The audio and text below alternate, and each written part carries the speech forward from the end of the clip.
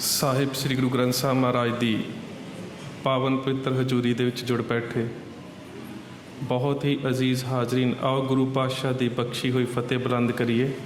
ਗੱਜ ਕੇ ਆਖਿਓ ਜੀ, ਵਾਹਿਗੁਰੂ ਜੀ ਕਾ ਖਾਲਸਾ, ਵਾਹਿਗੁਰੂ ਜੀ ਕੀ ਫਤਿਹ। ਮੈਨੂੰ ਜਿਹੜਾ ਸਬਜੈਕਟ ਦਿੱਤਾ ਗਿਆ ਸਰਦਾਰ ਪ੍ਰਿਥੀਪਾਲ ਸਿੰਘ ਹੁਣਾਂ ਦੇ ਨਾਲ ਜਦੋਂ ਫੋਨ 'ਤੇ ਗੱਲ ਹੋਈ ਸੀ ਇੱਥੋਂ ਦੀ ਆਮਦ ਦੇ ਬਾਰੇ, ਉਹ ਸੀ ਸਿੱਖੀ ਦੇ ਵਿੱਚ ਸੇਵਾ ਦਾ ਸੰਕਲਪ।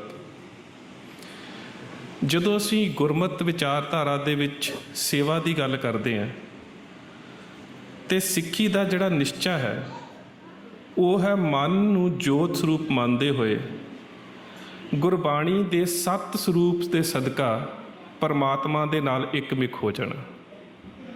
ਔਰ ਇਸ ਇੱਕਮਿਕ ਹੋਣ ਦੇ 2 ਸਾਧਨ ਗੁਰਮਤਿ ਜੀਵਨ ਜਾਚ ਦੇ ਵਿੱਚ ਹਨ। ਇੱਕ ਤਾਂ ਹੈ ਹਰ ਕਾ ਸੇਵਕ ਸੋ ਹਰ ਜੈਸਾ, ਦੂਸਰਾ ਹੈ ਜਿਨ੍ਹਾਂ ਨਾ ਵਿਸਰੇ ਨਾਮ ਸੇ ਕਨਿਹਿਆ, ਭੇਦ ਨਾ ਜਾਣੋ ਮੂਲ ਸਾਈਂ ਜਿਹਾ। ਕਿ ਉਸ ਪਰਮਾਤਮਾ ਦਾ ਰੂਪ ਬਣਨ ਦੇ ਵਾਸਤੇ, ਉਹਦੇ ਵਿੱਚ ਅਭੇਦ ਹੋਣ ਦੇ ਵਾਸਤੇ, ਉਹਦੇ ਨਾਲ ਸਮਰੂਪ ਹੋਣ ਦੇ ਵਾਸਤੇ ਸਾਡੇ ਕੋਲ 2 ਰਸਤੇ ਨੇ, ਇੱਕ ਸੇਵਾ, ਇੱਕ ਸਿਮਰਨ। ਪਰ ਇਹਨਾਂ ਦੋਹਾਂ ਦੀ ਵਿਸ਼ਾਲਤਾ ਇੰਨੀ ਹੈ ਕਿ ਇਹਨਾਂ ਨੂੰ ਵੱਖ-ਵੱਖ ਕਰਕੇ ਨਹੀਂ ਵੇਖਿਆ ਜਾ ਸਕਦਾ। ਇਹਨਾਂ ਦੋਹਾਂ ਨੂੰ ਸਮਰੂਪਤਾ 'ਚ ਲੈ ਕੇ ਤੁਰਨਾ ਹੀ ਗੁਰਮਤਿ ਦੀ ਜੀਵਨ ਜਾਚ ਹੈ। ਕੇਵਲ ਜੇਕਰ ਪਰਮਾਤਮਾ ਦੇ ਨਾਲ ਇੱਕਮਿਕ ਹੋਣ ਦਾ ਨਿਸ਼ਾਨਾ ਸਿਮਰਨ ਦੇ ਰਸਤੇ ਹੀ ਹੁੰਦਾ, ਸਮਾਧੀਆਂ ਦੇ ਰਸਤੇ ਹੀ ਹੁੰਦਾ, ਜਾਂ ਫਿਰ ਕੇਵਲ ਇਕਾਂਤ ਵਿੱਚ ਜਾ ਕੇ ਉਸ ਪ੍ਰਭੂ ਭਗਤੀ ਨਾਲ ਜੁੜਨ ਤੱਕ ਹੀ ਸੀਮਤ ਹੁੰਦਾ, ਤੇ ਗੁਰੂ ਨਾਨਕ ਸਾਹਿਬ ਨੂੰ, ਭੱਟਾਂ ਨੂੰ ਜਾਂ ਉਸ ਵੇਲੇ ਦੇ ਸਿੱਧਾਂ ਨੂੰ ਇਹ ਗੱਲ ਨਾ ਕਹਿਣੀ ਪੈਂਦੀ ਕਿ ਸਿੱਧ ਛਪ ਬੈਠੇ ਪਰਬਤੀ, ਕੌਣ ਜਗਤ ਕੋ ਪਾਰ ਉਤਾਰਾ। ਜੇਕਰ ਮਨੁੱਖ ਆਪਣੇ ਨਿੱਜੀ ਜੀਵਨ ਜਾਂ ਆਪਣੀ ਆਤਮਿਕ ਅਵਸਥਾ ਨੂੰ ਉੱਪਰ ਚੁੱਕਣ ਦੇ ਵਾਸਤੇ ਭਗਤੀ ਦੇ ਵਿੱਚ ਲੀਨ ਹੈ, ਪਰੰਤੂ ਉਸ ਸਮੇਂ ਦੇ ਵਿੱਚ ਦੁਖੀ ਸਮਾਜ ਨੂੰ ਉਸ ਦਾ ਕੋਈ ਲਾਭ ਨਹੀਂ, ਤਾਂ ਉਸ ਦੀ ਭਗਤੀ ਦਾ ਕੋਈ ਲਾਭ ਨਹੀਂ। ਗੁਰਮਤਿ ਜੀਵਨ ਜਾਚ ਨੇ ਸੇਵਾ ਦੇ ਜਿਸ ਸੰਕਲਪ ਨੂੰ ਪੈਦਾ ਕੀਤਾ ਹੈ ਉਹ ਹੈ ਸਮਾਜ ਦੇ ਵਿੱਚ ਵਿਚਰਨਾ, ਤੇ ਉਸ ਸੇਵਾ ਦੇ ਕੁਝ ਪੈਰਾਮੀਟਰਸ, ਕੁਝ ਮਾਪਦੰਡ ਨਿਰਧਾਰਿਤ ਕੀਤੇ ਨੇ। ਜਿਹੜਾ ਪਹਿਲਾ ਮਾਪਦੰਡ ਹੈ ਉਹ ਹੈ ਸੇਵਾ ਕਰਤ ਹੋਤ ਨਿਹਕਾਮੀ। ਤੇ ਜਿਹੜਾ ਸੇਵਾ ਦਾ ਵਿਸ਼ਾਲਤਾ ਹੈ ਉਹ ਇੰਨੀ ਵੱਡੀ ਹੈ ਕਿ ਚਾਹੇ ਗੁਰਮਤਿ ਜੀਵਨ ਜਾਚ ਦੇ ਵਿੱਚ ਪ੍ਰਚਾਰ ਕੀਤਾ ਜਾਂਦਾ ਹੈ, ਚਾਹੇ ਇਤਿਹਾਸ ਨੂੰ ਲਿਖਿਆ ਜਾਂਦਾ ਹੈ, ਚਾਹੇ ਇਤਿਹਾਸ ਨੂੰ ਸਿਰਜਿਆ ਜਾਂਦਾ ਹੈ, ਚਾਹੇ ਮਨੁੱਖੀ ਹੱਕਾਂ ਦੇ ਖਿਲਾਫ ਆਵਾਜ਼ ਉਠਾਈ ਜਾਂਦੀ ਹੈ, ਚਾਹੇ ਸ਼ਹਾਦਤ ਦਿੱਤੀ ਜਾਂਦੀ ਹੈ, ਸਿੱਖ ਫਲਸਫੇ ਦੇ ਵਿੱਚ ਇਹ ਸਭ ਕੁਝ ਸੇਵਾ ਦੇ ਖੇਤਰ 'ਚ ਗਿਣਿਆ ਜਾਂਦਾ। ਮਹਿਜ਼ ਇਹ ਨਾ ਗਿਣੀਏ ਕਿ ਲੰਗਰ ਦੇ ਵਿੱਚ ਪ੍ਰਸ਼ਾਦਾ ਪਕਾਉਣਾ, ਵਰਤਾਉਣਾ ਜਾਂ ਗੁਰਦੁਆਰੇ ਦੀ ਸਫਾਈ ਇਹੀ ਸੇਵਾ ਨਹੀਂ। ਗੁਰਮਤਿ ਜੀਵਨ ਜਾਚ ਨੇ ਜਿਹੜਾ ਸੇਵਾ ਦਾ ਪੈਰਾਮੀਟਰ ਹੈ, ਜਿਹੜਾ ਸੇਵਾ ਦਾ ਮਾਪਦੰਡ ਹੈ, ਉਹ ਇੰਨਾ ਵੱਡਾ ਕੀਤਾ। ਮੈਂ ਤੁਹਾਨੂੰ ਇੱਕ ਛੋਟੀ ਜਿਹੀ ਉਦਾਹਰਨ ਦਿੰਦਾ ਹੈ। ਪਿੰਡ ਪੋਹੂਵਿੰਡ ਦਾ ਇੱਕ ਨੌਜਵਾਨ ਆਪਣੇ ਮਾਤਾ ਪਿਤਾ ਦੇ ਨਾਲ ਗੁਰੂ ਗੋਬਿੰਦ ਸਿੰਘ ਮਹਾਰਾਜ ਦੇ ਕੋਲ ਆਇਆ। ਮਾਤਾ ਪਿਤਾ ਕੁਛ ਦਿਨ ਗੁਰੂ ਪਾਤਸ਼ਾਹ ਦੇ ਦਰਬਾਰ ਦੇ ਵਿੱਚ ਸੇਵਾ ਕਰਦੇ ਰਹੇ, ਤੇ ਜਦੋਂ ਜਾਣ ਲੱਗੇ ਤੇ ਉਹਨਾਂ ਦਾ ਬੱਚਾ ਕਹਿੰਦਾ ਹੈ ਕਿ ਮੈਂ ਹੁਣ ਗੁਰੂ ਗੋਬਿੰਦ ਸਿੰਘ ਮਹਾਰਾਜ ਦੇ ਦਰਬਾਰ ਨੂੰ ਛੱਡ ਕੇ ਨਹੀਂ ਜਾਣਾ।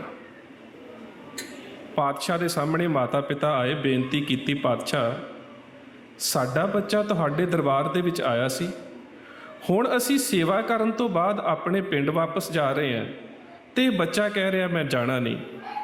ਤੇ ਪਾਤਸ਼ਾਹ ਉਸ ਬੱਚੇ ਨੂੰ ਬੁਲਾ ਕੇ ਕਹਿੰਦੇ ਨੇ, ਤੂੰ ਕੀ ਕਰਨਾ ਹੈ? ਉਹ ਕਹਿੰਦਾ ਕਿ ਮੈਂ ਤੁਹਾਡੇ ਦਰਬਾਰ ਦੇ ਵਿੱਚ ਸੇਵਾ ਕਰਨੀ ਚਾਹੁੰਦਾ। ਤੇ ਪਾਤਸ਼ਾਹ ਮਾਂ-ਬਾਪ ਨੂੰ ਕਹਿੰਦੇ ਨੇ, ਠੀਕ ਹੈ, ਜੇ ਇਹ ਬੱਚਾ ਸੇਵਾ ਕਰਨੀ ਚਾਹੁੰਦਾ ਤਾਂ ਇਸ ਨੂੰ ਛੱਡ ਜਾਓ। ਬੱਚੇ ਨੂੰ ਉੱਥੇ ਛੱਡ ਦਿੱਤਾ ਗਿਆ। ਬੱਚਾ ਹੱਥ ਜੋੜ ਕੇ ਪਾਤਸ਼ਾਹ ਨੂੰ ਕਹਿੰਦਾ ਹੈ, ਪਾਤਸ਼ਾਹ ਸੇਵਾ ਕਿਵੇਂ ਕਰਾਂ?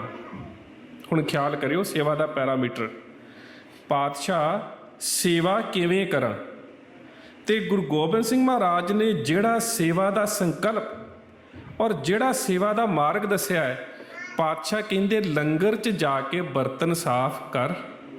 ਬਰਤਨ ਸਾਫ਼ ਕਰਦਿਆਂ ਕਰਦਿਆਂ ਆਪਣੇ ਮਨ ਨੂੰ ਉਸ ਅਕਾਲ ਪੁਰਖ ਦੇ ਨਾਲ ਇੰਨਾ ਜੋੜੀ ਕਿ ਬਰਤਨ ਸਾਫ਼ ਕਰਦਿਆਂ ਕਰਦਿਆਂ ਤੇਰੇ ਮਨ ਦੇ ਵਿੱਚ ਵੀ ਲਿਸ਼ਕ ਆ ਜਾਵੇ, ਤੇਰੇ ਮਨ ਦੇ ਵਿੱਚ ਇੰਨੀ ਸਫਾਈ ਆ ਜਾਵੇ ਕਿ ਉਹਦੇ ਵਿੱਚ ਗੁਰਮਤਿ ਦਾ ਰੂਹਾਨੀ ਗਿਆਨ ਵਸ ਜਾਵੇ, ਤੇ ਜਿੱਦਣ ਤੇਰੇ ਮਨ ਦੇ ਅੰਦਰ ਰੂਹਾਨੀ ਗਿਆਨ ਵਸ ਜਾਵੇ ਉਦਣ ਤੂੰ ਆਪਣਾ ਸਿਰ ਗੁਰੂ ਨੂੰ ਭੇਟ ਕਰਨ ਦੇ ਸਮਰੱਥ ਹੋ ਸਕੇ। ਔਰ ਇਹ ਨੌਜਵਾਨ ਸੀ ਭਾਈ ਦੀਪਾ, ਜਿਹੜਾ ਬਾਅਦ ਦੇ ਵਿੱਚ ਬਾਬਾ ਦੀਪ ਸਿੰਘ ਬਣਿਆ। ਜੀਵਨ ਸ਼ੁਰੂ ਕਿੱਥੋਂ ਹੋ ਰਿਹਾ? ਲੰਗਰ ਦੇ ਵਿੱਚ ਸੇਵਾ ਕਰਨੀ, ਸੇਵਾ ਕਰਦਿਆਂ ਬਰਤਨਾਂ ਨੂੰ ਇੰਨਾ ਸਾਫ਼ ਕਰ ਦੇਣਾ ਕਿ ਮਨ ਲਿਸ਼ਕ ਜਾਵੇ। ਮਨ ਇੰਨਾ ਲਿਸ਼ਕਿਆ ਕਿ ਗੁਰਮਤਿ ਵਿਚਾਰਧਾਰਾ ਨੂੰ ਸਮਝ ਕੇ ਸਾਹਿਬ ਸ੍ਰੀ ਗੁਰੂ ਗ੍ਰੰਥ ਸਾਹਿਬ ਮਹਾਰਾਜ ਦੇ 4 ਉਤਾਰੇ ਆਪਣੇ ਹੱਥਾਂ ਦੇ ਨਾਲ ਕੀਤੇ, ਤੇ ਜਿਸ ਦਿਨ ਕੌਮ ਨੂੰ ਲੋੜ ਪਈ ਉਸ ਬਾਟੇ ਮਾਂਜਣ ਵਾਲੇ ਬਾਬੇ ਦੀਪੇ ਨੇ ਬਾਬਾ ਦੀਪ ਸਿੰਘ ਬਣ ਕੇ ਕੌਮ ਦੇ ਵਾਸਤੇ ਸੀਸ ਭੇਟ ਕਰ ਦਿੱਤਾ। ਇਹ ਸਿੱਖੀ 'ਚ ਸੇਵਾ ਦਾ ਪੈਰਾਮੀਟਰ ਹੈ ਕਿ ਲੰਗਰ ਤੋਂ ਸ਼ੁਰੂ ਹੋ ਕੇ ਮੈਦਾਨੇ ਜੰਗ ਤੱਕ ਜੋ ਕੁਝ ਵੀ ਸਿੱਖ ਗੁਰੂ ਨੂੰ ਸਮਰਪਿਤ ਹੋ ਕੇ ਕਰ ਰਿਹਾ, ਬਸ਼ਰਤੇ ਉਹਦੇ ਵਿੱਚ ਅਹੰਕਾਰ ਨਾ ਹੋਵੇ, ਉਹਦੇ ਵਿੱਚ ਕਾਮਨਾ ਨਾ ਹੋਵੇ। ਗੁਰੂ ਗੋਬਿੰਦ ਸਿੰਘ ਮਹਾਰਾਜ ਨੇ ਇੱਕ ਜਗ੍ਹਾ ਤੇ ਬੜਾ ਸੁੰਦਰ ਲਿਖਿਆ ਹੈ ਕਿ ਜੇ ਸੱਚਮੁੱਚ ਹੀ ਸੇਵਾ ਕਰਨੀ ਹੈ, ਕਾਮਨਾ ਅਧੀਨ ਸਦ ਦਾਮਨ ਪ੍ਰਬੀਨ ਏਕ, ਭਾਵਨਾ ਬਹੀਨ ਕੈਸੇ ਪਾਵੇਂ ਜਗਦੀਸ਼ ਕੋ।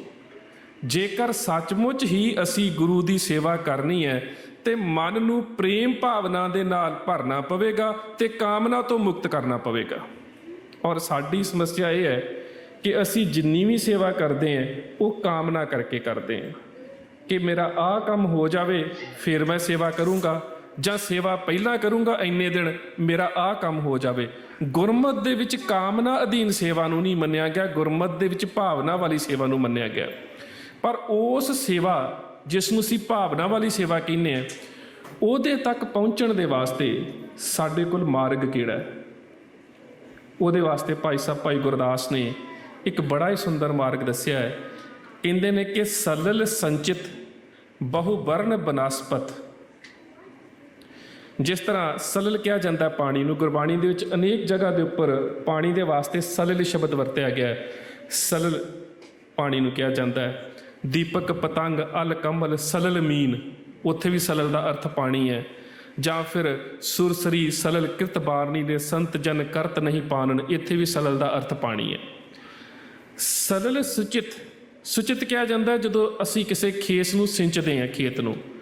ਕਹਿੰਦੇ ਨੇ ਕਿ ਜਦੋਂ ਸਾਰੀ ਬਨਸਪਤੀ ਨੂੰ ਪਾਣੀ ਨਾਲ ਸਿੰਜਿਆ ਜਾਂਦਾ ਹੈ ਤੇ ਬਨਸਪਤੀ ਤਾਂ ਸਾਰੀ ਹਰੀ ਹੋ ਜਾਂਦੀ ਹੈ। ਭਾਈ ਸਾਹਿਬ ਭਾਈ ਗੁਰਦਾਸ ਕਹਿੰਦੇ ਨੇ ਸਲਲ ਸੰਚਿਤ ਬਹੁ ਵਰਨ ਬਨਸਪਤ। ਪਰ ਕਹਿੰਦੇ ਨੇ ਕਿ ਸੁਗੰਧ ਕਿੰਨਾ ਚੋਂ ਆਉਂਦੀ ਹੈ?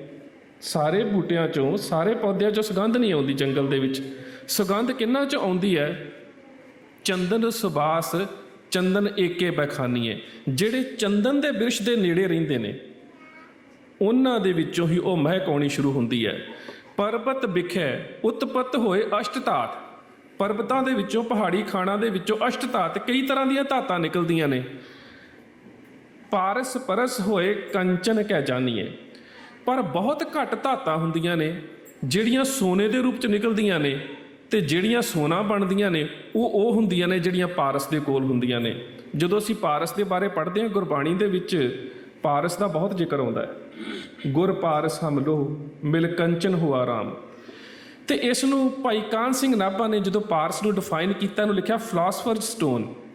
ਇਹ ਕਾਲਪਨਿਕ ਪੱਥਰ ਹੈ, ਇਵੇਂ ਦਾ ਪੱਥਰ ਕੋਈ ਹੈ ਨਹੀਂ ਹੈ ਜਿਹੜਾ ਲੋਹੇ ਨੂੰ ਸੋਨਾ ਕਰ ਦੇਵੇ। ਇਹ ਕਲਪਨਾ ਹੈ। ਇਸੇ ਕਰਕੇ ਇਹਨੂੰ ਫਿਲਾਸਫਰਜ਼ ਸਟੋਨ ਕਿਹਾ ਜਾਂਦਾ ਹੈ, ਗਿਆਨ ਦਾ ਪੱਥਰ। ਗੁਰੂ ਦੇ ਕੋਲੋਂ ਗਿਆਨ ਲੈ ਕੇ ਮਨੁੱਖ ਦਾ ਲੋਹੇ ਵਰਗਾ ਮਨ ਤੇ ਸਰੀਰ ਕੰਚਨ ਵਰਗਾ ਹੋ ਜਾਂਦਾ ਹੈ। ਉੱਥੇ ਪਾਰਸ ਸ਼ਬਦ ਵਰਤਿਆ ਜਾਂਦਾ ਹੈ। ਗੁਰ ਪਾਰਸ ਹਮ ਲੋਹ ਮਿਲ ਕੰਚਨ ਹੁਆ ਰਾਮ। ਕਿ ਗੁਰੂ ਇਵੇਂ ਦਾ ਪਾਰਸਰ ਹੈ, ਇਵੇਂ ਦਾ ਗੁਰੂ ਪਾਤਸ਼ਾਹ ਫਿਲਾਸਫਰ ਸਟੋਨ ਹੈ, ਗਿਆਨ ਦਾ ਇਹੋ ਜਿਹਾ ਮੁਜੱਸਮਾ ਨੇ, ਇਵੇਂ ਦਾ ਸੋਮਾ ਨੇ ਕਿ ਜਦੋਂ ਸਿੱਖ ਗੁਰੂ ਦੇ ਕੋਲੋਂ ਉਸ ਮੱਤ ਨੂੰ, ਉਸ ਸ਼ੋਅ ਨੂੰ ਧਾਰਨ ਕਰਦਾ ਹੈ ਤਾਂ ਸਿੱਖ ਦੇ ਵਿੱਚ ਵੀ ਕੰਚਨ ਵਰਗੇ ਸੋਨੇ ਵਾਲੇ ਗੁਣ ਜਿਹੜੇ ਨੇ ਉਹ ਜਾਂਦੇ ਨੇ। ਅੱਗੇ ਭਾਈ ਸਾਹਿਬ ਭਾਈ ਗੁਰਦਾਸ ਕਹਿੰਦੇ ਨੇ ਨਿਸ ਅੰਧਕਾਰ ਤਾਰਾ ਮੰਡਲ ਚਮਤਕਾਰ। ਕਹਿੰਦੇ ਸਾਰੀ ਰਾਤ ਹਨੇਰੀ ਹੁੰਦੀ ਹੈ, ਤਾਰੇ ਚਮਕਦੇ ਨੇ। ਉਹ ਇੱਕ ਚਮਤਕਾਰ ਹੈ ਕਿ ਤਾਰੇ ਚਮਕਦੇ ਨੇ, ਪਰ ਤੁਸੀਂ ਉਸ ਹਨੇਰੀ ਰਾਤ ਨੂੰ ਦਿਨ ਨਹੀਂ ਕਹਿ ਸਕਦੇ। ਦੁਨੀਆ ਦੇ ਵਿੱਚ ਸੇਧ ਦੇਣ ਵਾਸਤੇ ਲੋਕੀ ਬੜੇ ਨੀਵੇਂ ਛੋਟੇ ਛੋਟੇ ਦੀਵੇ ਜਗਾਉਂਦੇ ਨੇ। ਬਿਲਕੁਲ ਉਸੇ ਤਰ੍ਹਾਂ ਜਿਵੇਂ ਰਾਤ ਦੇ ਵਿੱਚ ਤਾਰੇ ਚਮਕਦੇ ਨੇ, ਭਾਈ ਸਾਹਿਬ ਭਾਈ ਗੁਰਦਾਸ ਕਹਿੰਦੇ ਨੇ ਨਿਸ ਅੰਧਕਾਰ ਤਾਰਾ ਮੰਡਲ ਚਮਤਕਾਰ। ਪਰ ਕਹਿੰਦੇ ਨੇ ਕਿ ਦਿਨ ਕਦੋਂ? ਕਹਿੰਦੇ ਨੇ ਦਿਨ ਦਿਨ ਕਰ ਏਕੈ ਜੋਤ ਪਰਵਾਨੀ ਹੈ। ਜਦੋਂ ਸੂਰਜ ਚੜ੍ਹਦਾ ਹੈ ਦਿਨ ਉਦੋਂ ਹੀ ਗਿਣਿਆ ਜਾਂਦਾ ਹੈ। ਹਨੇਰੀ ਰਾਤ ਦੇ ਵਿੱਚ ਤਾਰਿਆਂ ਜਾਂ ਚੰਦਰਮਾ ਦੇ ਚਾਨਣ ਨੂੰ ਦਿਨ ਨਹੀਂ ਕਿਹਾ ਜਾਂਦਾ। ਇਸੇ ਕਰਕੇ ਗੁਰਬਾਣੀ ਨੂੰ ਜਿਹੜਾ ਸੂਰਜ ਗੁਰੂ ਸਾਹਿਬਾਨ ਨੇ ਬਿਆਨ ਕੀਤਾ ਹੈ ਉਹ ਹੈ ਜੇ 100 ਚੰਦਾ ਉਗਵੈ ਸੂਰਜ ਚੜੇ ਹਜ਼ਾਰ, ਇੱਥੇ ਚਾਨਣ ਹੁੰਦਿਆਂ ਗੁਰ ਬਿਨ ਉਦਾਰ। ਜਿਹੜਾ ਗੁਰਬਾਣੀ ਨੂੰ ਗਿਆਨ ਦਾ ਸੂਰਜ ਕਿਹਾ ਗਿਆ ਉਹ ਇਸੇ ਕਰਕੇ ਹੈ ਕਿ ਅਨੇਕਾਂ ਲੋਕਾਂ ਦੇ ਫਲਸਫੇ ਥੋੜ੍ਹੇ ਥੋੜ੍ਹੇ ਟਿਮਟਮਾਉਂਦੇ ਹੋਏ ਤਾਰਿਆਂ ਦੀ ਬਰਾਬਰਤੀ ਤਾਂ ਕਰ ਸਕਦੇ ਆ, ਪਰ ਜਿਹੜੇ ਅੰਧਕਾਰ ਤੋਂ ਬਾਅਦ ਗਿਆਨ ਦਾ ਚਾਨਣ ਸ਼ਬਦ ਗੁਰੂ ਤੋਂ ਮਿਲਦਾ ਹੈ ਉਹ ਕਿਸੇ ਹੋਰ ਸੇਵਾ ਦੇ ਵਿੱਚੋਂ ਪ੍ਰਾਪਤ ਨਹੀਂ ਹੋ ਸਕਦਾ।